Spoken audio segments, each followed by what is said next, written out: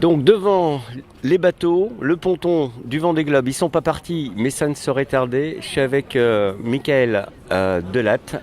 Et alors Michael, il a un rôle important puisque c'est lui, depuis cette édition, ou du moins son entreprise, qui gère la météo. Alors, est-ce bien ça? Je vais demander vraiment de te présenter. Oui, voilà, en effet, c'est la société Grid Circle qui est en charge de la météo pour le Vendée Globe 2016. Je ne suis pas tout seul, heureusement. C'est un boulot qui va durer quelques temps, qui a déjà commencé avec la direction de course. Et donc Grid Circle a deux rôles sur ce projet de régate qui est de préparer avant le départ toute la météo pour assurer que le départ se donne dans des bonnes conditions. Donc on a des briefings depuis presque 3 semaines maintenant avec la direction de course. On a eu un briefing ce matin, on aura encore un demain avec les 29 skippers pour faire un plan météo à 3-4 jours. Tout à fait général, on ne donne pas de conseils spécifiques à chaque skipper, ça ils sont équipés et ils font leur petite sauce météo eux-mêmes. Et alors pendant la course, en fait, on a un rôle de veille sécuritaire où on fournit des bulletins météo sur l'ensemble de la flotte pour que la direction de course puisse être au courant et réagir en cas de crise sur le rapatriement d'un skipper ou autre, et de fournir des infos météo aux différents organismes de secours qui devraient intervenir au cas où.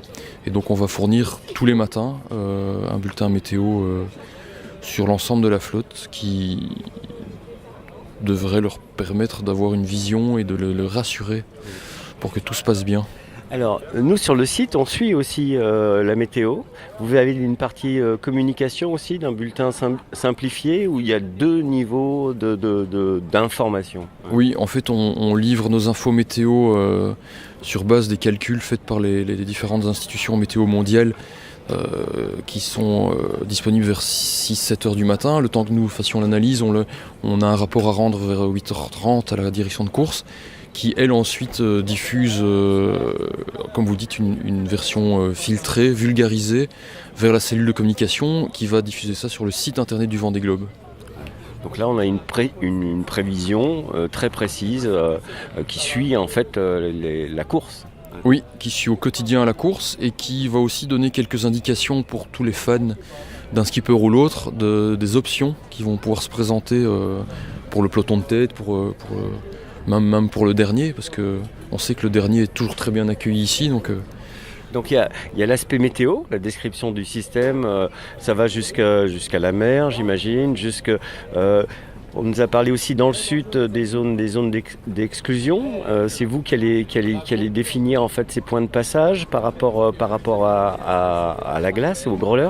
Non, en fait, donc oui, on a un aspect prévision et on collabore avec une autre société qui s'appelle CLS, qui est basée à Toulouse, je pense, qui elle est spécialiste en analyse des mouvements de glace. Donc elle récupère des images satellites assez précises. On parle d'une échelle de 100 mètres qui permet de voir l'évolution au quotidien des glaces et de fournir à la direction de course cette fameuse zone d'exclusion. C'est la zone autour de l'Antarctique dans laquelle les skippers ne peuvent pas naviguer sous peine de pénalité, voire de disqualification, pour des raisons de sécurité et surtout pour empêcher de devoir aller les chercher trop loin. Il y a un peu de problème, c'est un peu loin pour intervenir. Oui, voilà. D'ailleurs, dans cette zone d'exclusion, on remarquera que l'Australie a forcé des points qui n'ont rien à voir avec les glaces, mais qui est la zone limite d'intervention de leurs moyens de secours. Et cette zone d'exclusion est aujourd'hui définie. Elle sera communiquée demain aux skippers, mais elle peut évoluer en cours de course, parce que la société CLS continue à faire ses analyses et préviendra la course, et donc les skippers, si jamais un iceberg venait à croiser leur chemin. Alors, les informations, revenons aux coureurs, hein, parce que bon, il y a la météo, il y a le routage. Ils font, je sais pas, j'ai croisé Jean-Yves Bernot, il y a quelques routeurs en fait qui routent avant le départ, enfin qui ont formé, enfin même s'ils ont encore besoin de se former. Donc le routage, vous, c'est pas votre domaine. Vous donnez les modèles directs que vont exploiter les coureurs à bord avec leur logiciel de routage. Oui, voilà. Donc le Vendée Globe est bien une course dite sans assistance, et ça comprend aussi la non-assistance météo. Donc ce fameux routeur qui reste à terre et qui dirige le ou donne des conseils aux skippers, ça n'existe pas dans le Vendée Globe comme dans d'autres courses. Donc le skipper à bord dispose des outils, il est formé, coaché avant le départ, et il a toute une informatique à bord qui permet de récupérer des informations qui sont aussi fournies par Great Circle, mais l'analyse, la décision de sa route est faite en âme et conscience à bord et sans aide extérieure. Alors là, bon, ouais. Donc là, on se baisse. Donc là déjà, on a des idées. J'imagine très précises des conditions de départ et des 3, 4, quasiment la première semaine de course, parce que si on regarde un petit peu le ciel. Tiens, tu vas faire Miss Météo. Alors, aujourd'hui, il fait encore beau. Comment tout là? Qu'est-ce qui se passe dans le ciel là? Je vois des cirrocumulus. En tout cas, une couverture nuageuse qui se renforce depuis ce midi là, parce que on a eu la chance d'avoir un village sous le soleil pendant 3 semaines. C'est très bien pour le grand public, c'est très bien pour l'événement. Mais pour l'instant, ça se couvre. On prévoit de la pluie cette nuit, demain. Ça va se redégager dimanche pour le départ, mais on garde une prévision de grains, donc d'averses fortes, courtes mais fortes, avec des variations de vent sur la zone des Sables d'Olonne. Donc ça, c'est un peu le message pour le grand public. N'oubliez pas votre ciré dimanche si vous venez au Sable. Pour les skippers, par contre, on a une situation météo qui est stable depuis plusieurs jours et qui est un flux de nord-est qui va leur permettre d'aller assez vite vers l'équateur. Et donc on s'attend, en tout cas pour les bateaux les plus rapides, à un temps record à l'équateur qui ne devrait pas excéder les 8 jours et demi, 9 jours. Oui, ce qui est 2 jours de moins quasiment que la dernière édition. Oui, et le record était de 10 jours et quelques heures ou quelques minutes en 2008. Donc ce record devrait être battu. Le petit problème de cette situation, c'est que les bateaux plus rapides, donc ceux qui ont eu l'idée de s'équiper de foil, ils passeront à travers ce système. Par contre, il y a une porte qui va se fermer, probablement le 8 au soir, le 9 au large de Gibraltar, qui devrait empêcher les bateaux sans foil ou d'ancienne génération de suivre le rythme. Et donc l'écart va se créer. Ces bateaux-là vont potentiellement prendre déjà 24 à 36 heures de retard. Mais la course est encore longue après. Donc, Oui, là en fait ça va partir, ça va cravacher quoi. C'est plus le Vendée Globe d'avant où on part tranquille et puis non, là c'est à fond. En plus il y a cette porte qu'il va falloir, on ne sait pas quand elle se referme, donc j'imagine que ça va partir tambour battant pour les premiers quoi. Oui, parce qu'ils sont tout à fait au courant qu'il y a cette porte qui va potentiellement se fermer. Et la probabilité qu'elle se ferme est très forte parce que les prévisions à 3-4 jours deviennent très fiables et ça fait plusieurs jours qu'on le voit, donc ça se confirme.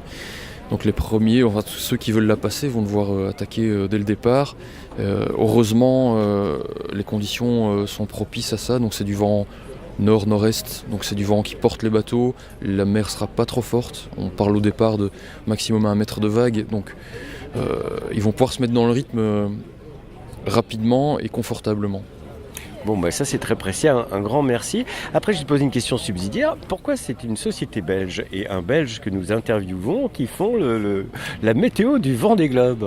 C'est un sacré contrat, j'imagine. C'est un chouette contrat parce que d'abord, on travaille dans la météo, mais on est aussi marin, donc c'est assez... c'est un chouette challenge de travailler sur une course comme le Vendée Globe. Pourquoi Great Circle? Parce qu'il y a quelques années, il y a eu un appel d'offres et on a répondu à cet appel d'offres et apparemment on a répondu mieux que les autres qui ont fait leur boulot dans le passé et qui continueront à faire leur boulot dans le futur. Voilà, donc nous on est très contents d'être ici et on va donner un maximum pour que tout se passe bien et qu'on revoie les 29 skippers à l'arrivée. Eh ben bravo, et puis un grand merci pour toutes ces informations. Et puis pour toi, voilà, c'est un peu coureur, quoi. C'est le boulot commence. Il y a plein de gens qui préparent le départ, mais toi, ça va vraiment commencer. Et pendant tout le Vendée Globe, l'équipe va être mobilisée. Donc. Oui, on travaille chez Great Circle principalement en ressources météo. 2 personnes qui vont être sur le pont, en tout cas en Belgique au bureau vers 5h du matin, pour préparer le bulletin quotidien de la course. On parle de 74 jours pour le premier, c'est une prévision. Mais il faut se souvenir que dans la première édition, le dernier est arrivé en 163 jours et que dans le Vendée Globe, il n'y a pas de fermeture de ligne. Donc on doit attendre le dernier. Il n'y a pas de temps limite. Donc on est là, on est prêt, on verra si c'est pour 100 jours, 120 jours. Bon, on l'attendra ici. Puis on sera là aussi pour le dernier. Parce que le dernier du Vendée Globe, c'est toujours voilà, un grand moment. Merci Mickaël. Et puis Merci à vous. bon boulot. Ouais. Merci.